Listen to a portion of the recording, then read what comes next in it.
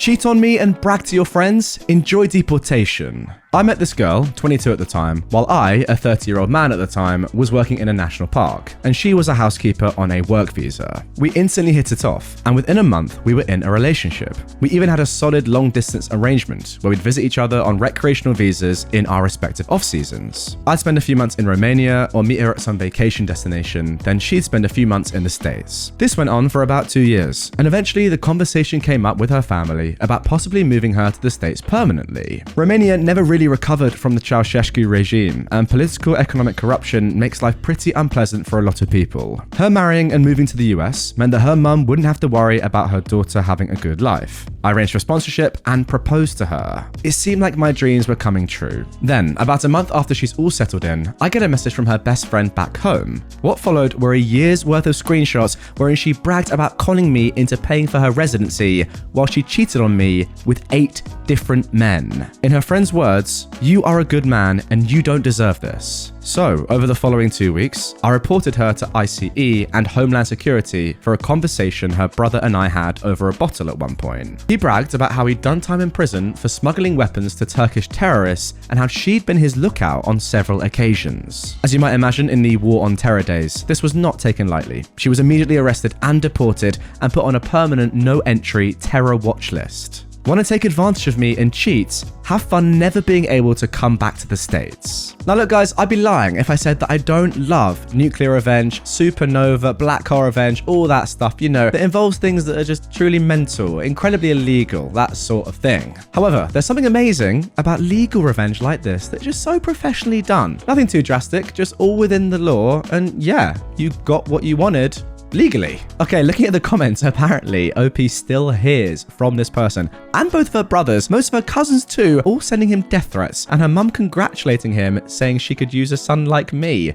Strange. The mother's approving what you did, but the rest of the family are saying, you need to die. Franchise owner told me I was a nobody who should know her place. He doesn't have a business now. I got hired to be the manager and completely run a frozen yogurt shop after working at a different location that had different owners for years. I was promised great pay and complete control. I get there and it was a train wreck. The type of yogurt they sold you took a powder base, mixed with milk, and add flavors. The workers were just pouring straight milk into the machines. The floors under the machines literally had never been cleaned. I found an anthill under the cold topping cooler. I found mold in multiple machines. They didn't have a blender to mix the yogurt or a recipe chart for employees. The owners also owned a Subway, so the only knives they had were dull Subway knives. They had no gloves or cleaning supplies of any kind besides dish soap. I worked my butt off cleaning the store, literally spending hours with a razor scraping the years of yogurt off the floor. The owner fussed at me for doing unnecessary things on the clock and demanded that I clock out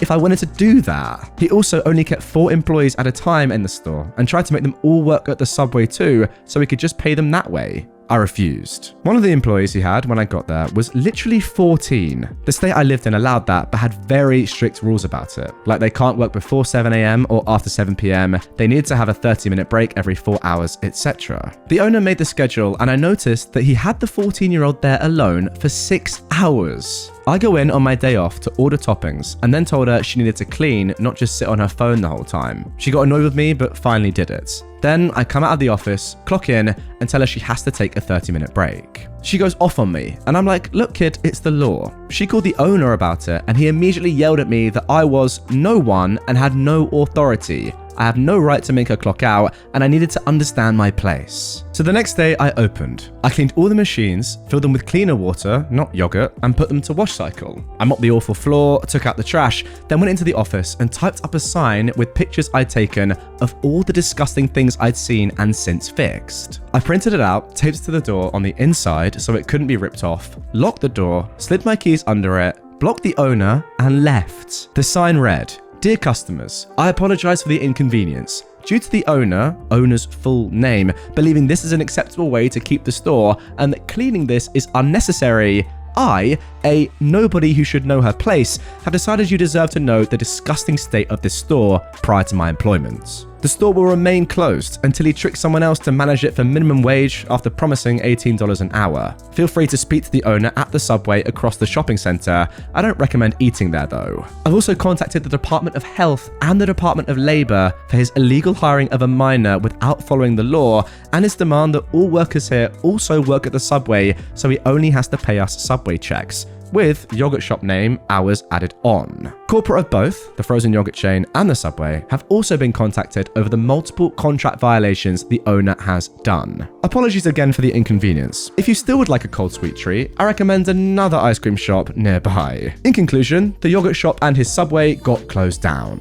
Oh wow, it's clear this guy's just rotten to the core. Like, all the stuff that he's trying to do is so illegal. What's he doing? Saying, yeah, you're actually a Subway employee, but no, you don't actually work in that building. It's just easy for paperwork and I can probably pay you less. That's probably what he was going for. What a strange man, just trying to get every possible penny out of you lot. Going against employment laws, like, why is he employing a 14-year-old in the first place and then not having them do the stuff that is just so legal? Again, in the same way as the first story, what you're doing here is completely legal, which I love. The sign, by the way, so good. Imagine being a customer, going up to that shop and reading that. You'd be like, what the heck has gone down here? I love it. And yeah, I'm going to go to another yogurt shop, not this one. It's a really bad idea to make a government employee angry. This one is a double government employee event. And what you should know is if you get the attention of a government employee and make them angry, they will make your life a living hell. The setup is that I was working for a local county government in the permitting department. I handled drainage and floodplain enforcement. I received complaints from a homeowner, a nice guy, who lived next door to a house that was part of an incorporated village. Not a nice guy.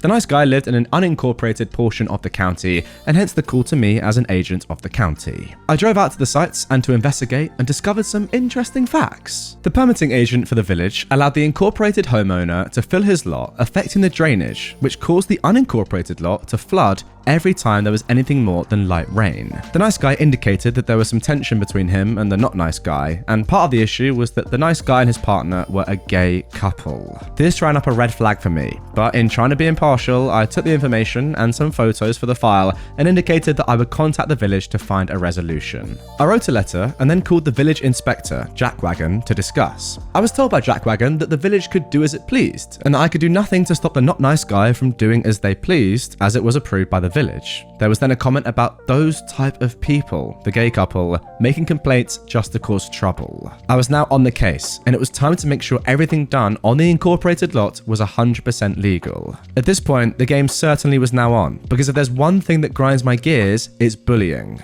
Well, hey, I go one step further than that. It's not just bullying, it's also homophobia. I went back out and spoke to the nice guy to let them know what I was up to, and also that I was not going to let this slide. I then started investigating the elevations on the two lots and what fill had been placed on the incorporated lot. The not nice guy came out and started getting belligerent about my presence and ongoing investigation. He incorrectly stated that I did not have jurisdiction over his lot and that he would be calling the police. I patiently listened and then pulled out my two-way radio and requested that the home base dispatch both the village and the county police unit to the location. I then indicated that since there was a regulatory floodplain on his lot, I did in fact have jurisdiction, and that I would be exercising my right to determine the impact of his fill activities upon that floodplain.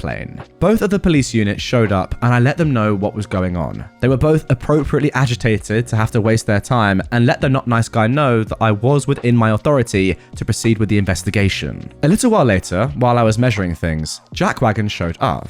He started berating me about harassing the village resident and threatening calling my boss and filing a complaint and so forth. I invited him to do so, quoting which parts of the code he should indicate I was violating. I was using marking paint to show the limits of the floodplain for the photos for the file, and what do you know, Jackwagon's shoe got painted when he tried to stop me. Obviously, he was even more angry, as was the homeowner, due to very bright orange paint in the grass in his yard.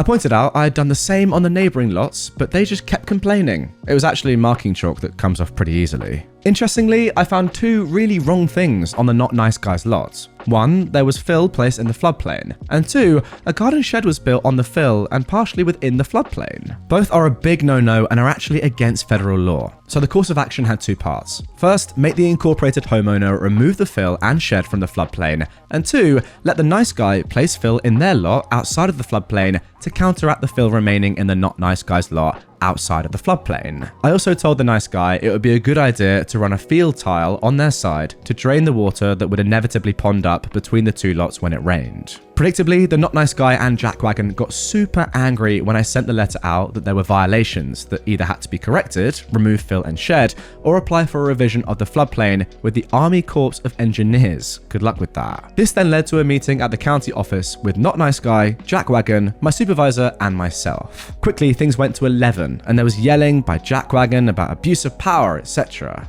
The department head came into the conference room and told them both they were wrong and that they should leave peacefully and comply or face the consequences, fines. The best part was that the Not Nice Guy had to apply for a permit, and guess who was the one to review and approve it?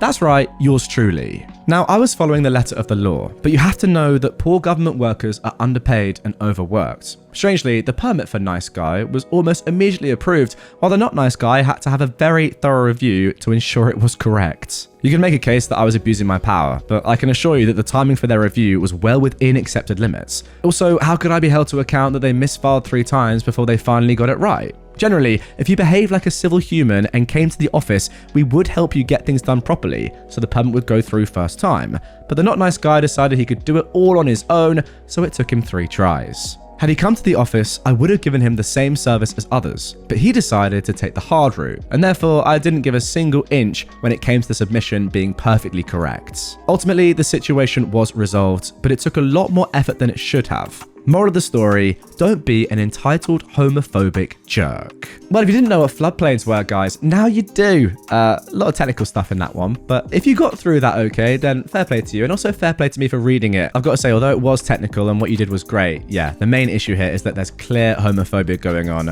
I think what you're inferring is that if this couple weren't gay, then none of this would have really been an issue in the first place, which is just horrible to see in 2022. Anyway, guys, that is going to do it for this one. Really hope you have enjoyed it. I just love ProRevenge. It's just so good and satisfying. And if you do too, and you want more right away, check out this episode on screen, linked in the description down below as well. And I'll see you guys all tomorrow with another Reddit episode.